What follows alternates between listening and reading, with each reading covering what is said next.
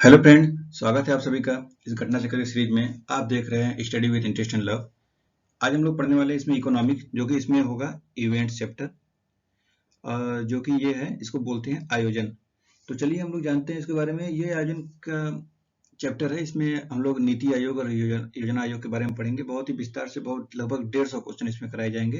तो चलिए आप लोग इसको बहुत ही ध्यान से पढ़िए और इसको 2-3 बार देखिए ताकि आप लोग को पैटर्न समझ में आए। इससे क्वेश्चन बार बार पूछे जाते हैं। तो चलिए चलते हैं क्वेश्चन की तरफ। तो यहाँ चैप्टर है आयोजन। चलिए इसके नोट्स देखते हैं। स्वतंत्रता पश्चात भारत के लोगों को आर्थिक न्याय दिलाने तथा देश को आत्मनिर्भर एवं नेतृत्वकर्ता देशों की श्रेणी में लाने हेतु नियोजन की रणनीति बनाई गई। इस रणनीति के तहत अपने संसाधनों की संभाव्यता का आकलन करते हुए प्राथमिकताओं का निर्धारण किया गया तथा उनकी प्राप्ति हेतु 5 वर्षीय रणनीति बनाई गई। इसे पंचवर्षीय योजनाएं कहा गया। भारत में अब तक 12 पंचवर्षीय योजनाएं सफलतापूर्वक संपादित की जा चुकी हैं। नई सरकार आधुनिक जरूरतों को देखते हुए पंचवर्षीय रणनीति को छोड़कर नवीन दीर्घकालिक रणनीति पर अग्रसर है, जिसके तहत दीर्घकालिक रणनीति को बनाकर उसकी प्राप्ति हेतु मध्यकालिक एवं वार्षिक योजनाएं बनाई गई हैं, जैसे कि इसे नीति आयोग के बारे में कहा जा रहा है। अब यहाँ पर योजना आयोग देखते हैं। योजना आयोग का गठन नियोगी समिति की अनुशंसा पर 15 मार्च 1950 को मंत्रिमंडलीय प्रस्ताव के द्वारा किया गया था। यह एक गैर संवैधानिक संस्था थी। इसके अध्यक्ष प्रधानमंत्री होते थे। यह एक सलाहकारी निकाय थी। योजना आयोग के प्रथम अध्यक्ष पंडित जवाहरलाल नेहरू थे। उसी समय वो पहले प्रधानमंत्री थे, तो वही रहेंगे। उपाध्यक्ष गुलजारीलाल नंदा थे। अब देखते हैं नीति आयोग। राष्ट्रीय भारत परिवर्तन संस्था यानी नीति आयोग की स्थापना भी मंत्रिमंडलीय संकल्प द्वारा 1 जनवरी 2015 को की गई। नीति आयोग सहकारी संघवाद के सिद्धांत का परिपालन करते हुए भारत सरकार को नीतिगत मुद्दों पर सलाह देने हेतु एक थिंक टैंक है। नीति आयोग को उसके पूर्ववर्ती संस्था योजना आयोग की तुलना में अधिक समावेशी, बाजारोन्मुख तथा दक्ष संस्था माना जा रहा है। नीति आयोग के उद्देश्य क्या है? तो राष्ट्रीय उद्देश्य को दृष्टि में रखते हुए राज्यों की सक्रिय भागीदारी के साथ राष्ट्रीय विकास प्राथमिकताओं, क्षेत्रों और रणनीतियों का एक साझा दृष्टिकोण विकसित करना। दूसरा है संरचनात्मक सहयोग पहल के माध्यम से सहयोगात्मक संघवाद को बढ़ावा देना। तीसरा है ग्राम स्तर पर विश्वसनीय योजना तैयार करने हेतु तंत्र विकसित करना और इसे सरकार के उच्चतम स्तर तक पहुंचाना। आर्थिक रणनीति एवं नीति में राष्ट्रीय सुरक्षा के हितों को सम्मिलन सुनिश्चित करना। समाज के उन वर्गों पर विशेष ध्यान देना जिन तक आर्थिक प्रगति में समुचित रूप से लाभान्वित न हो पाने का जोखिम हो। नेक्स्ट है रणनीतिक और दीर्घावधि नीति तथा कार्यक्रमों का ढांचा तैयार करना, पहल करना तथा उनकी प्रगति और क्षमता की निगरानी करना। अब देखते हैं प्रश्नों को। तो इसमें पहला प्रश्न है, भारत में नियोजन के संदर्भ में क्या शर्तें हैं? तो इसमें राष्ट्रीय पुनर्निर्माण एवं सामाजिक नियोजन का प्रस्ताव कांग्रेस वर्किंग कमेटी ने अगस्त 1937 में वर्धा बैठक में स्वीकृत किया, तो ये सही है। हरिपुरा के अपने अध्यक्षीय भाषण में सुभाष चंद्र बोस ने योजना आयोग के माध्यम से राष्ट्र राज्य व्यापक नीतियों को स्वीकार करेगा की घोषणा की, सही है। मोदी सरकार ने योजना आयोग का नाम बदलकर नीति आयोग किया है, तो यह भी सही है। सुभाष चंद्र बोस ने 1938 में जवाहरलाल नेहरू की अध्यक्षता में राष्ट्रीय योजना समिति के निर्माण की घोषणा की थी, तो सही है। तो इस प्रकार सभी सत्य हैं, ऑप्शन सी रहते हैं। अगला क्वेश्चन है, राष्ट्रीय विकास परिषद योजना आयोग का एक अंग है। राष्ट्रीय विकास परिषद नहीं, तो यह गलत है। आर्थिक और सामाजिक योजना को भारत के संविधान की समवर्ती सूची में रखा गया है, तो यह सही है। भारत का संविधान यह विहित करता है कि पंचायतों को आर्थिक विकास एवं सामाजिक न्याय की योजना बनाने का कार्यभार दिया जाना चाहिए, तो यह भी सही है। यानी 2 और 3 सही है, तो ऑप्शन बी हो जाएगा। देखते हैं, ऑप्शन बी सही है। नेक्स्ट है, निम्नलिखित में से कौन सा कथन सही है? तो इसमें सही बताना है। तो न तो वो वित्त आयोग संवैधानिक निकाय है और न ही योजना आयोग है, ये गलत है। वित्त आयोग का क्षेत्र तो बजट के राजस्व खंड के पुनर्निरीक्षण पर तक ही सीमित है, जबकि योजना आयोग सर्वपूर्ण पुनरीक्षा करता है जिससे राज्य की पूंजीगत और राजस्वगत दोनों अपेक्षाएं की जाती हैं। तो ये देखिए बी नंबर सही है। अगला क्वेश्चन है राष्ट्रीय विकास परिषद तो पंचवर्षीय योजनाओं के समान प्रारूप तैयार करती है? नहीं। पंचवर्षीय योजनाओं की क्रियान्वित देखरेख करती है? नहीं। राष्ट्रीय योजनाओं की समीक्षा करती है? तो ये सही है, ऑप्शन सी। नेक्स्ट है राष्ट्रीय विकास परिषद मुख्यतः संबंध है? तो यह है पंचवर्षीय योजनाओं के अनुमोदन करने में। फिर है निम्नलिखित में से राष्ट्रीय विकास समिति का अध्यक्ष कौन होता है? तो यह होते हैं भारत के प्रधानमंत्री। राष्ट्रीय विकास परिषद का मुख्य संबंध होता है? तो यह होता है पंचवर्षीय योजनाओं के अनुमोदन से। 2003 क्वेश्चन है। राष्ट्रीय विकास परिषद का गठन जिस तिथि को हुआ था वह थी? तो वह है 6 अगस्त 1952 को। पंचवर्षीय योजना के अंतिम रूप से अनुमोदित किया जाता है? तो यह किया जाता है राष्ट्रपति द्वारा प्रधानमंत्री के सुझाव पर? नहीं, यह होता है राष्ट्रीय विकास परिषद द्वारा। भारत में पंचवर्षीय योजना को स्वीकार करने का अंतिम अधिकार है? तो यह है राष्ट्रीय विकास परिषद को। नेक्स्ट है पंचवर्षीय योजनाएं अनुमोदित करने हेतु भारत में अंतिम प्राधिकारी कौन है? तो यह है इनमें से कोई नहीं है, वो राष्ट्रीय विकास परिषद होगा। फिर है भारत का योजना आयोग तो यह एक सलाहकार संस्था है। नीति आयोग अस्तित्व में कब आया था? 1 जनवरी 2015 में। यह है ऑप्शन सी, जब मोदी जी की सरकार आई तब। अगला क्वेश्चन है भारत में योजना आयोग की स्थापना कब किस वर्ष में हुई थी? तो 1950 में भारत में योजना आयोग का सृजन किया गया है। तो यह किया गया मंत्रिमंडल के एक प्रस्ताव द्वारा। भारत में योजना आयोग की स्थापना किस वर्ष में हुई थी? तो 1950 में हुई थी। भारत सरकार ने नीति आयोग की स्थापना निम्नलिखित में से किसका स्थान लिया? तो योजना आयोग का लिया है, ऑप्शन डी है। योजना आयोग के स्थान पर नीति आयोग का गठन तो 1 जनवरी 2015 को। निम्नलिखित में से किसे अशोक चंद्र द्वारा भारत में आर्थिक मंत्रिपरिषद कहा गया? तो यह है योजना आयोग। फिर नीति आयोग के प्रथम उपाध्यक्ष कौन थे? तो यह थे अरविंद पनगड़िया। इनमें से कौन नीति आयोग का सीईओ है?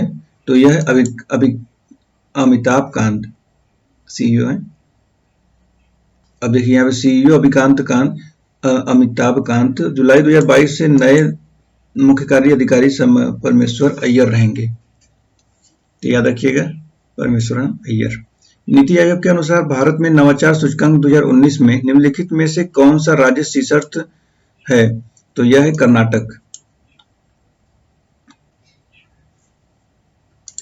फिर अगला क्वेश्चन आता है 23। निम्नलिखित में से कौन सा भारत में सतत विकास लक्ष्यों के कार्यान्वयन के लिए एक नोडल संस्था है? तो यह है नीति आयोग।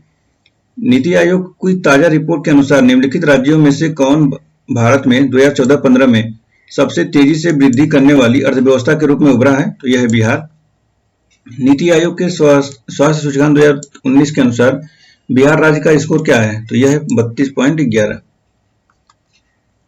भारत सरकार ने नीति आयोग जो आर्थिक नीति निर्धारण का चिंतन समूह है में नीति का पूरा स्वरूप क्या है? तो यह है national institution for transforming India, उसका फुल फॉर्म है, यानी राष्ट्रीय भारत परिवर्तन संस्थान। फिर अगला क्वेश्चन है भारत के योजना आयोग के संबंध में निम्नलिखित में से कौन सा कथन सही है? तो योजना आयोग का संविधान में कोई उल्लेख नहीं है, सही है। इसके उपाध्यक्ष एवं सदस्यों के लिए कोई निश्चित कार्यकाल नहीं होता है, सही है। इसके सदस्य के लिए कोई निश्चित योग्यता निर्धारित नहीं है, ये भी सही है, यानी कि सभी कथन सही है, ऑप्शन डी हो जाएगा। भारत में इनमें से कौन योजना आयोग का उपाध्यक्ष नहीं रहा है? तो इसमें डॉक्टर मनमोहन सिंह रह चुके, प्रणब मुखर्जी, ये हैं। पी चिदम्बरम नहीं रहे हैं। अगला है निम्न में से भारत के योजना आयोग का अध्यक्ष कौन है? तो यह है योजना आयोग के अध्यक्ष। तो अब तो इस समय कोई नहीं है, क्योंकि और इसमें योजना आयोग के अध्यक्ष प्रधानमंत्री होते हैं, तो इसमें कोई प्रधानमंत्री भी नहीं है और योजना आयोग का हटा भी दिया गया है। तो 1 जनवरी 2015 से नीति आयोग आ गया है, जिसके प्रधानमंत्री होते हैं, तो उस समय जबकि उपाध्यक्ष डॉक्टर सुबन बेरी है। योजना आयोग का पदेन अध्यक्ष होता है प्रधानमंत्री। निम्नलिखित में से कौन भारत में योजना से संबंध है? तो इसमें बताना है योजना संबंधित। तो वित्त आयोग तो फाइनेंस करता है। राष्ट्रीय विकास परिषद, ये सही है। संघीय ग्रामीण विकास मंत्रालय, तो ये ग्राम का विकास देखेगा। और संघीय शहरी विकास, तो ये भी शहर का देखेगा विकास। संसद हो सकता है 2 और 5, ऑप्शन सी। अगला है 12वीं पंचवर्षीय योजना की अवधि थी तो 2012-17 रहा होगा, 2012-17, जो कि चला भी नहीं पूरा। इंडिया विजन 2020 किसके द्वारा तैयार किया गया था? तो ये तैयार किया गया था एसपी गुप्ता समिति। भारत में निम्नलिखित पंचवर्षीय योजनाओं में किसका मुख्य ध्येय संपोषणी वृद्धि थी? तो यह थी 12वीं पंचवर्षीय योजना के संदर्भ में कौन सा बिंदु नहीं है? तो इसमें बताना है कौन सा बिंदु नहीं है। तो 12वीं पंचवर्षीय योजना के संबंध में ये 8% वास्तविक जीडीपी का विकास दर सही था, और 4% कृषि विकास दर ये भी सही था। प्रति व्यक्ति उपभोक्ता निर्धनता 10% कम करना ये भी सही था, सभी सही थे। लेकिन प्रश्नकाल के हिसाब से ये क्वेश्चन गलत हो जाता है, क्योंकि 2017 में योजना आयोग पूछा हुआ था और जो कि उस समय नीति आयोग हो गया था। आगे बढ़ते हैं। नियोजन पूर्वापेक्षित समझा गया है, तो यह समझा गया है संतुलित सामाजिक आर्थिक विकास के लिए सही है। विकास के लाभ समरूप में विस्तृत करने के लिए ये भी सही है। आंचलिक विषमताओं को दूर करने पर ध्यान केंद्रित करने के लिए ये भी सही है। और उपलब्ध संसाधनों के उपयोग को अधिकतम बनाने के लिए तो ये भी सही है। इन सभी चारों सही है। नियोजन की निम्नलिखित आवश्यकताओं पर विचार कीजिए। तो यहाँ दिया संतुलित सामाजिक आर्थिक विकास के लिए है, सही है। विकास के लाभ को सम आचरण द्वारा आगे बढ़ाने के लिए है, सही है। क्षेत्रीय असंतुलन के दूरीकरण को प्रमुखता देने के लिए है, सही है। उपलब्ध संसाधनों के अधिकतम उपयोग के लिए तो ये भी सही है, यानी कि सभी सही हो सकते हैं। तो इसमें है ऑप्शन डी, 1 2 3 4 सही है। फिर अगला है आदेशात्मक और निर्देशात्मक योजना में आधारभूत अंतर क्या है? तो यह है आदेशात्मक योजना में आदेष्टा सोपान बाजार तंत्र का स्थान पूरी तरह से ले लेता है, जबकि निर्देशात्मक योजना में उसे बाजार प्रणाली के कार्यकरण को सुधारने का केवल एक साधन माना जाता है। तो ऑप्शन ए सही रहता है। नेक्स्ट क्वेश्चन है, वर्तमान में भारत की योजनाओं के सार्वजनिक व्यय हेतु अधिकतम साधन कहां से जुटाए जाते हैं? तो यह है ऋण से।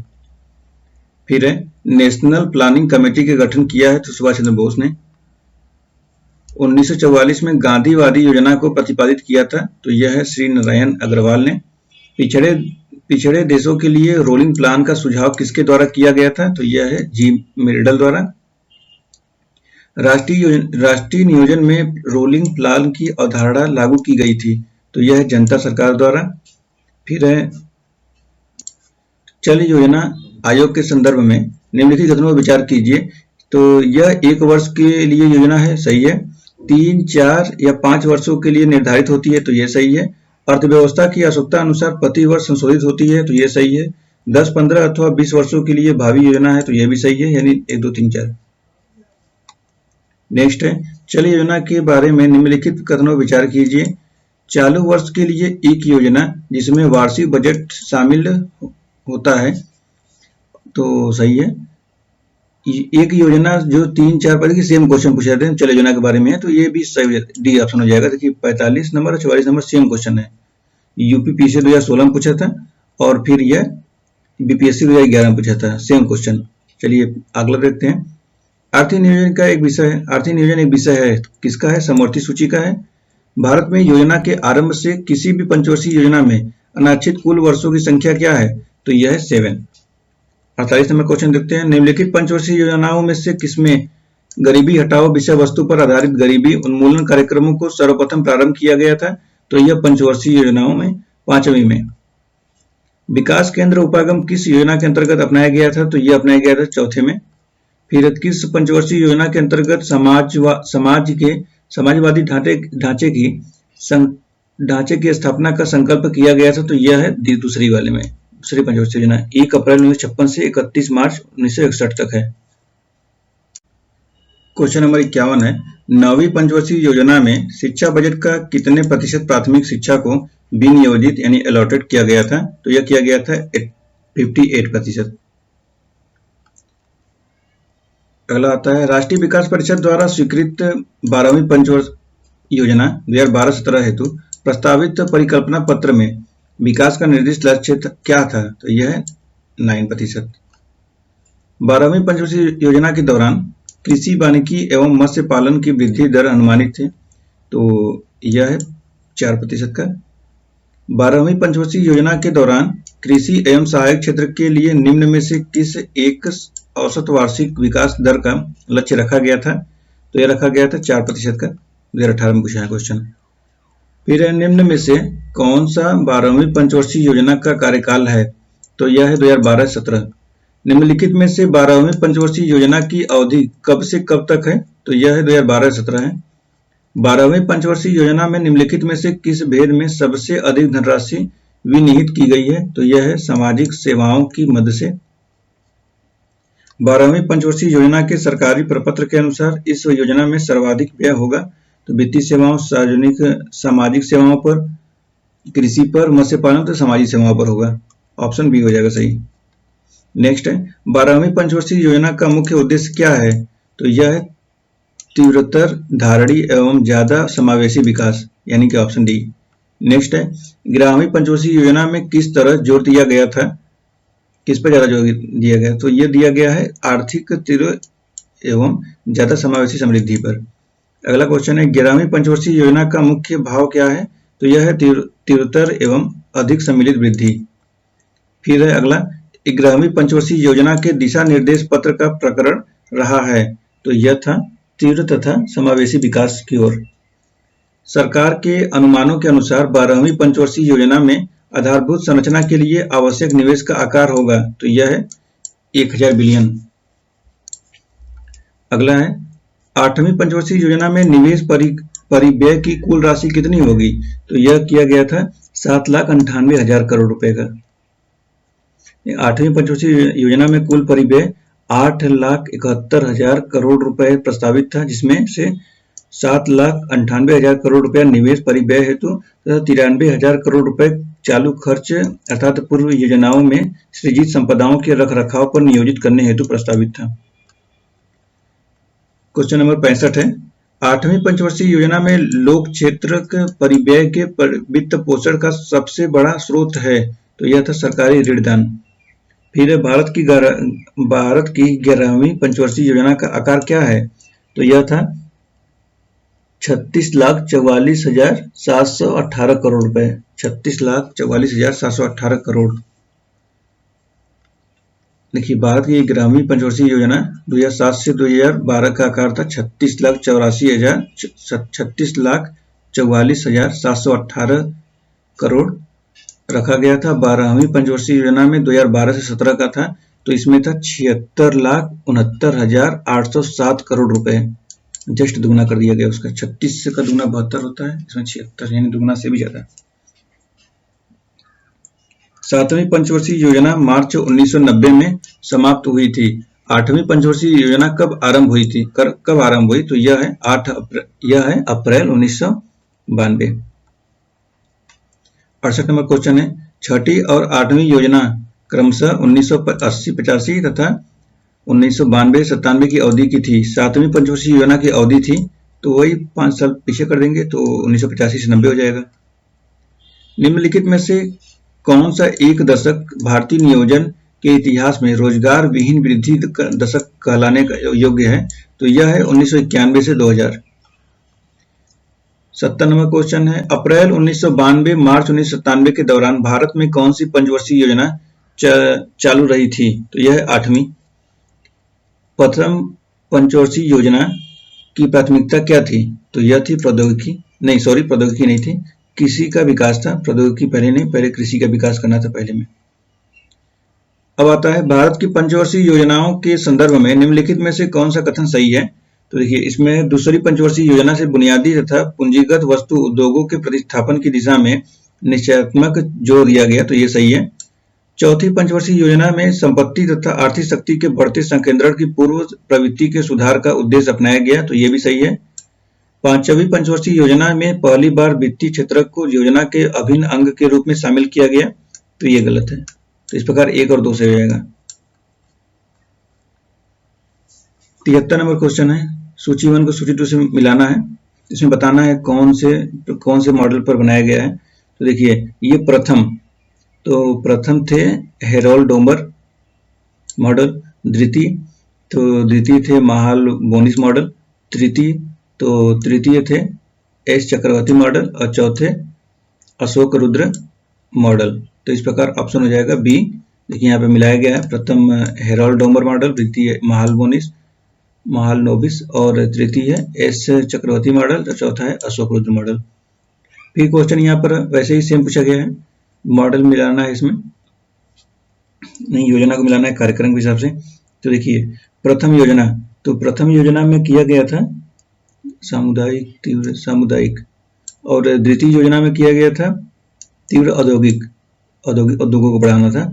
तीसरा में किया गया था आधारभूत उद्योगों का प्रसार करना था, और फिर चौथे में किया गया था स्वावलंबन की प्राप्ति एवं स्थिरता के साथ समृद्धि। फिर पांचवा में किया गया था न्यूनतम आवश्यक कार्यक्रम।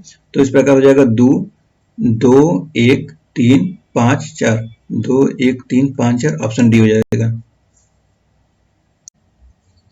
क्वेश्चन नंबर 75 है, प्रमुख व्यूहरचना के रूप में निम्नलिखित पंचवर्षीय योजनाओं में किसमें महिला अंश योजना प्रारंभ किया गया था? देखिए महिला का बाद 9वां में किया गया था, तो 9वां है ऑप्शन सी में, 9वीं पंचवर्षीय योजना में। नेक्स्ट है, इसमें देखिए मिलान करना है, सूची 1 को सूची 2 से मिलाना है, कब किस समय आए थे। तो प्रथम पंचवर्षीय योजना था, तो ये था 1951 से 56 में। तो देखिए 2 कहाँ पर है, 2 इसमें है, तो ये काटिए और ये काटिए। और अब देखिए कैसे क्वेश्चन सॉल्व किया था वैसे बता रहा हूँ मैं। अब तृतीय पंचवर्षीय योजना है, तो तृतीय देखिए 56 से, तो 56 से 61 चला जाएगा, फिर तो ये हो जाएगा इसमें थर्ड में। और उसके बाद फिर चतुर्थ है, तो चतुर्थ आ जाएगा 1969 से 74 में। और फिर बचा छठवां, तो छठवां आ जाएगा आपका 1980 से 85 में। तो इस प्रकार ऑप्शन बी हो जाएगा, 2 3 4 1। नेक्स्ट है, भारत की निम्नलिखित पंचवर्षीय योजनाओं में से किसके सामाजिक न्याय एवं समानता के साथ समृद्धि पर बल दिया गया था? तो ये दिया गया था 9वीं में। भारत में पहली पंचवर्षीय योजना का आधार क्या था? तो इसमें था हेरोल्ड डोमर, कृषि के लिए बात किया गया था। प्रथम पंचवर्षीय योजना का प्रारंभ हुआ था तो 1951 से 52 में, 50 में प्रस्ताव रखा, 51 से 52 में शुरू हो गया। नियोजित विकास मॉडल को भारतवर्ष में कब लागू किया गया है? तो यह किया गया है 1 अप्रैल 1951 से। द्वितीय पंचवर्षीय योजना किस मॉडल पर आधारित थी? तो यह है महालनोबिस मॉडल। भारत की दूसरी पंचवर्षीय योजना द्वारा विकसित एक आर्थिक मॉडल पर आधारित थी, तो यह है पीसी महालनोबिस। नेक्स्ट है, भारतीय योजना के संदर्भ में निम्नलिखित कथनों पर विचार कीजिए। द्वितीय पंचवर्षीय योजना ने भारी उद्योगों की स्थापना पर बल दिया, तो ये सही है, भारी उद्योगों में स्थापना बल दिया गया था। फिर अगला है, तृतीय पंचवर्षीय योजना ने औद्योगिक रणनीति के रूप में आयात प्रतिस्थापन की अवधारणा में प्रारंभ किया, तो नहीं, ये गलत है, ये भी दूसरा ही था। तो इस प्रकार ऑप्शन ए हो जाएगा। उद्योगों के विकास तथा औद्योगिकरण की रणनीति किस योजना का अंग थे? तो यह है द्वितीय। 9वीं पंचवर्षीय योजना के लिए निम्नलिखित में से कौन सा पूंजी उत्पाद अनुपात की सही अनुमान है? तो यह है 4:4:0 आगे है, भारतीय पंचवर्षीय योजनाओं का प्रमुख उद्देश्य है, तो यह है स्वावलंबन एवं विदेशी सहायता पर निर्भरता कम करना, ऑप्शन बी। 8वीं पंचवर्षीय योजना में औद्योगिक विकास की दर रखी गई थी, कितनी है? तो ये 7.5%। भारत में अनवरत योजना किस वर्ष कार्यशील थी? तो यह है 1978 से 79 में। निर्धारित अवधि से 1 वर्ष पूर्व समाप्त होने वाली पंचवर्षीय योजना है, तो यह है पंचम पंचवर्षीय योजना यानी 5वां। निम्न में से किस पंचवर्षीय योजना का उद्देश्य आत्मनिर्भर और शून्य विदेशी सहायता घोषित किया गया है? तो यह है 5वां में। 5वीं पंचवर्षीय योजना का मूल उद्देश्य क्या था? तो यह थी गरीबी हटाओ। इंदिरा गांधी ए पे दिया था गरीबी हटाओ का नारा। किस पंचवर्षीय योजना के दौरान आपातकाल लगाया गया था तथा नए चुनाव हुए थे और जनता पार्टी चुनी गई थी? तो यह थी 5वीं। भारतवर्ष में 9वीं पंचवर्षीय योजना के अंतर्गत आर्थिक विकास दर जो निर्धारित की गई थी वह है 6.5%। किस पंचवर्षीय योजना में आर्थिक विकास की दर सर्वाधिक थी? तो यह है 10वीं पंचवर्षीय योजना। निम्नलिखित योजनाओं में से भारत में उच्चतम वृद्धि दर किस योजना में रही? तो यह है 11वीं पंचवर्षीय योजना में सबसे अधिक रोजगार के अवसर में वृद्धि की आशा की गई है, तो यह है निर्माण कार्यों में। 11वीं योजना के प्रारूप प्रपत्र के अनुसार लक्षित समृद्धि दर प्राप्त होने तथा जनसंख्या के 1.5% वार्षिक वृद्धि होने पर एक औसत भारतीय की वास्तविक आय दुगनी हो जाएगी, तो इसमें क्या 10 वर्षों के लिए। अगला क्वेश्चन है, सूची 1 को सूची 2 से मिलाना है। यह योजनाएं हैं या उत्तर प्रदेश में विकास दर। तो इसमें बताना है छठी योजना। तो छठी योजना में हुआ था 3.9%, देखिए 2005 का है। सातवीं योजना में है, तो सातवीं योजना में आया 5.7। आठवीं में है तो आठवीं में 3.2, नौवीं में 2.5। तो इस प्रकार ये देखिए ऑप्शन ए हो जाएगा। अगला क्वेश्चन है, देश में सर्वाधिक समृद्धि दर प्राप्त की गई थी, तो यह थी 10वां। फिर 100 नंबर क्वेश्चन है, योजना अवकाश की अवधि का संबंध है, तो यह है 1966 से 69। भारत में योजना अवकाश की अवधि थी, तो यह है 1966 से 69 में। 10वीं योजना के मध्य अवधि मूल्यांकन में अर्थव्यवस्था के वार्षिक विकास की दर क्या रखी गई है, तो यह है 7%। ऑप्शन ए हो जाएगा। अगला है, 10वीं पंचवर्षीय योजना की वृद्धि दर का लक्ष्य है, तो यह है 8% का। 10वीं पंचवर्षीय योजना का समापन किस वर्ष में हुआ था, तो यह है 2007 में। 10वीं पंचवर्षीय योजना की अवधि है, तो यह है 2002 से 2007।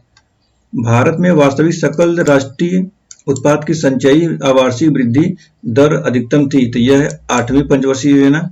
10वीं पंचवर्षीय योजना में उच्चतम वृद्धि का लक्ष्य रखा गया है, तो यह रखा गया है व्यापार के लिए। 10वीं पंचवर्षीय योजना में उच्चतम वृद्धि दर लक्षित है, तो यह है संचार के लिए। 10वीं पंचवर्षीय योजना के दौरान समृद्धि दर अधिकतम थी, तो यह है दलहन और तिलहन। निम्न में से किस क्षेत्र को 10वीं योजना परिव्यय में सर्वाधिक प्रतिशत आवंटित किया गया था, तो यह है ऊर्जा के लिए। निम्नलिखित में कथनों में से कौन सा 10वीं पंचवर्षीय योजना के संबंध में सही है? कथनों के नीचे दिए गए कूट से सही उत्तर चुनिए। तो देखिए यहाँ पर है, योजना के दौरान जीडीपी में 8% की वृद्धि, निर्धनता अनुपात को 2007 तक 20% करना, 2007 तक साक्षरता को 73% तक बढ़ावा देना, तो ये गलत है। तो इस प्रकार 1 और 2 से हो जाएगा। अगला क्वेश्चन है, 10वीं पंचवर्षीय योजना में विनियोग दर, तो यह था बचत दर से अधिक थी। फिर है, वर्ष 2000 से 2002 में सकल घरेलू उत्पाद में वृद्धि 10वीं योजना में निर्धारित लक्ष्य की तुलना में, तो यह क्या है, संभावना से लगभग आधी हुई। फिर है 114 नंबर, 8वीं पंचवर्षीय योजना पूर्ववर्ती योजनाओं से भिन्न है।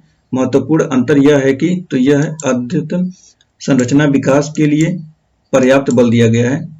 फिर अगला क्वेश्चन है, पूर्ववर्ती योजनाओं की तुलना में 8वीं पंचवर्षीय योजना में मुख्यतः परिवर्तन लाया गया, तो यह है अवसंरचना यानी इंफ्रास्ट्रक्चर और क्षेत्रकों के लोक निवेशों संकेतरण। फिर है, निम्नलिखित में से किस पंचवर्षीय योजना में मानव विकास को सारे विकास प्रयासों का सार तत्व माना गया है, तो यह है 8वें में। फिर है, भारत की पंचवर्षीय योजनाओं के संदर्भ में औद्योगिकरण के ढांचे में परिवर्तन के अंतर्गत भारी उद्योग का महत्व कम करते हुए आधारिक संरचना यानी इंफ्रास्ट्रक्चर पर बल देने की शुरुआत किस योजना से की गई है, तो यह है 8वीं। निम्नलिखित में से किस भारतीय पंचवर्षीय योजना ने सभी विकासात्मक प्रयासों के सार के रूप में मानव विकास को मान्यता दी है, तो यह दी है 8वीं। 7वीं योजना में IRDP के अंतर्गत रणनीति अपनाई गई थी, तो यह है संपूर्ण परिवार का अंगीकरण। फिर है, भारत में स्वसंपोषित विकास का उद्देश्य सर्वप्रथम अपनाया गया था, तो यह है 4थे में। 121 नंबर क्वेश्चन है, 7वीं पंचवर्षीय योजना का प्रमुख नारा था, तो यह है भोजन, काम और उत्पादकता। फिर है, भोजन, काम और उत्पादन का, देखिए वही सेम क्वेश्चन खाली घुमा के दिया है, तो ये भी वही क्वेश्चन है 7वें का। फिर 123 नंबर, भारत सरकार की योजना आयोग ने 8वीं योजना के निम्न में से किस विकास दर को चुना गया? देखिए कितना बार क्वेश्चन पूछा गया, लेकिन ये बहुत पहले का है, तो यह है 5.6। ग्रामीण योजना में औद्योगिक विकास की जो दर निश्चित की गई है वह है, तो वह है 10.5%। फिर एक ग्रामीण पंचवर्षीय योजना में कृषि में वार्षिक समृद्धि दर लक्षित है, तो यह है 4%। फिर एक ग्रामीण पंचवर्षीय योजना में सकल उत्पाद की वार्षिक समृद्धि दर का लक्ष्य है, तो यह है 9% का, 9% सही है। भारत में किस योजना अवधि में प्रति व्यक्ति वृद्धि दर अधिकतम रही है, तो यह है ग्रामीण योजना में। ग्रामीण पंचवर्षीय योजना में अधिकतम राशि आवंटित की गई है, तो यह है ऊर्जा क्षेत्र के लिए। निम्न अवधियों में से कौन एक भारत की ग्रामीण पंचवर्षीय योजना से संबंधित है, तो यह है 2007 से 2012। ग्रामीण पंचवर्षीय योजना का उद्देश्य है, तो यह है समाविष्ट आर्थिक वृद्धि। फिर है, ग्रामीण पंचवर्षीय योजना की योजना अवधि थी तो यह है 2007 से 2012। 11वीं पंचवर्षीय योजना में केंद्र, राज्य तथा संघ क्षेत्रों द्वारा निम्नलिखित में से किस क्षेत्र पर सबसे अधिक व्यय प्रस्तावित है? तो यह है सामाजिक क्षेत्र। 11वीं पंचवर्षीय योजना में निरूपित समावेशी विकास निम्नलिखित में से किस एक को सम्मिलित नहीं करता है? तो यह है पूंजी बाजार का सशक्तिकरण करना। अगला क्वेश्चन है, 11वीं पंचवर्षीय योजना में कितने आईआईटी यानी भारतीय औद्योगिक संस्थान स्थापित किए जाएंगे? तो यह है 8। फिर शिक्षा क्षेत्र के लिए 11वीं पंचवर्षीय योजना की विषय वस्तु थीम क्या थी? तो यह था अनिवार्य प्रारंभिक शिक्षा। भारत में योजना का प्रारंभ वास्तव में द्वितीय पंचवर्षीय योजना से हुआ। भारतीय योजना का वास्तुकार कौन थे? तो यह थे पीसी महालनोबिस। देखिए दूसरे में थे 1956 से 1961 तक। नीति आयोग के विषय में निम्नलिखित में से कौन सा एक सही नहीं है? जो सही नहीं बताना। इसका गठन योजना आयोग के स्थान पर किया गया, तो ये सही है। इसमें पूर्वकालीन अध्यक्ष होता है, नहीं, ये गलत है। इसका गठन जनवरी 2015 में हुआ था, 1 जनवरी 2015 को सही है। ये सरकारी संघवाद के सिद्धांत पर आधारित है, ये सही है। कौन सा गलत बताना है? तो ऑप्शन बी, तो ये सही हो जाएगा। निम्नलिखित घटनाओं पर ध्यान दें तथा इन्हें कालानुक्रम में व्यवस्थित करें। तो देखिए इसमें बताना है, तो इसमें बताना 1971 में गरीबी हटाओ का नारा दिया गया था। बैंकों का राष्ट्रीयकरण तो 1969 में किया गया था। हरित क्रांति किया गया था 1966-67 में। तो इस प्रकार 66 का हो गया, 3 हो गया, फिर 2 हो गया, फिर 1 हो गया, 3 2 1, ऑप्शन बी हो जाएगा। अगला है, भारत में मध्य अर्धशतक यानी मिड फाइव टाइड्स में अपनाए गए मालबोनिस प्लान मॉडल का उद्देश्य था। तो यह है भारी उद्योगों की स्थापना करना जो पूंजी सघन थे। इस प्रकार ऑप्शन भी हो जाएगा। नेक्स्ट क्वेश्चन है, 20 सूत्री आर्थिक कार्यक्रम सर्वप्रथम प्रारंभ किया गया था वर्ष? तो यह किया गया था 1975 में। योजना में कोर सेक्टर का तात्पर्य है? तो ऑप्शन डी है चयनित आधारभूत उद्योग है। नेक्स्ट है, भारत में 90 के दशक में औद्योगिक क्षेत्र में आयोजन प्रक्रिया ने पूर्व काल की आयोजना प्रक्रिया की तुलना में अपेक्षाकृत कम महत्वपूर्ण स्थान ग्रहण किया। इस विषय में निम्नलिखित में से कौन सा एक सत्य नहीं है? इसमें नहीं बताना है। देखिए पहला है, उदारीकरण के आगमन के साथ औद्योगिक निवेश विकास को बहुत अधिक हद तक निजी और बहुराष्ट्रीय क्षेत्र के दायरे में रखा गया है, सही है।